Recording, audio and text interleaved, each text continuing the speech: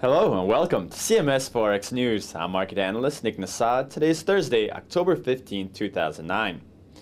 The euro-dollar pair fell overnight after testing the 1.4965 area prior to the European sessions open.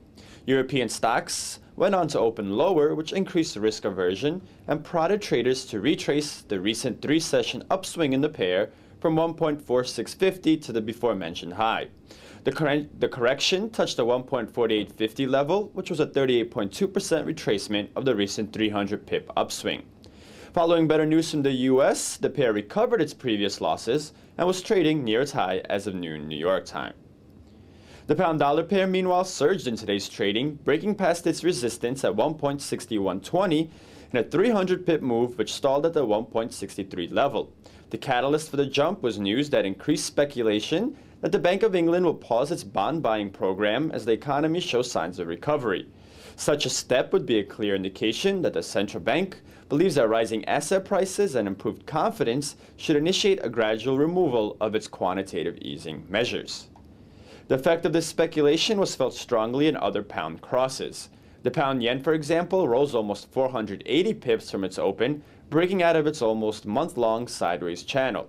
The rally stalled near 147.50 and makes up a lot of the ground the pair lost in late September.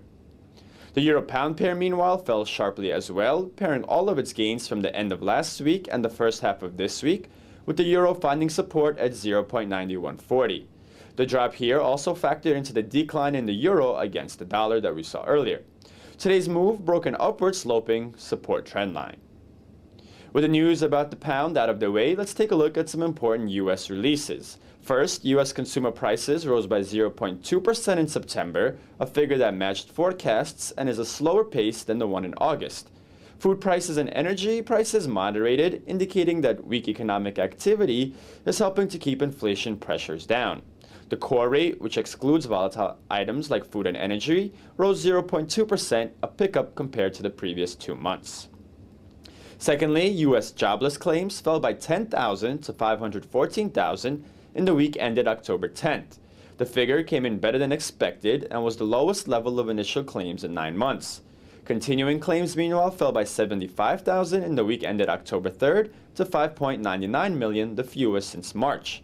The data is a hopeful sign for a lousy job market, as jobless claims have now gone down 3 out of the last 4 weeks. Thirdly, the Empire Manufacturing Index, a measure of activity in the sector in the New York region, jumped to a 5-year high, with the index climbing to 34.5. The increase was led by an 11-point climb in new orders and a 30-point increase in shipments. Also, for the first time in more than a year, the employment index was positive. A second regional report, the Philly Fed Index, though positive for the 3rd straight month, saw activity climbing at a slower pace. The index was at 11.5, a figure that undershot forecasts. The U.S. news helped the dollar-yen pair to move in favor of the greenback, though the rally in the pair started overnight. Following the positive jobs and Empire Manufacturing report, the dollar broke above its high for this week and managed to set a 3-week high at 90.80. The boost to the greenback helped it to bounce back against the loonie. The US dollar-Canadian dollar pair, after hitting a low right above 1.02, rallied about 150 pips to test the area near 1.0370, the high from Wednesday. This pair has decreased nearly 750 pips since hitting the 1.0950 level on October 2nd, and with the Bank of England deciding on interest rates next week, traders may be taking a pause following the loonie's recent strong gains. Our final pair today is the Aussie-US dollar, which rose overnight to 0.9230, extending its gains for the week. Following its high, the pair fell to test yesterday's line of resistance, which has now turned to support. The Aussie has been a very strong performer since its central bank raised interest rates 2 weeks ago, and while risk appetite and global stocks continue to rally. Overnight, there are 2 releases, Swiss retail sales and the Eurozone trade balance.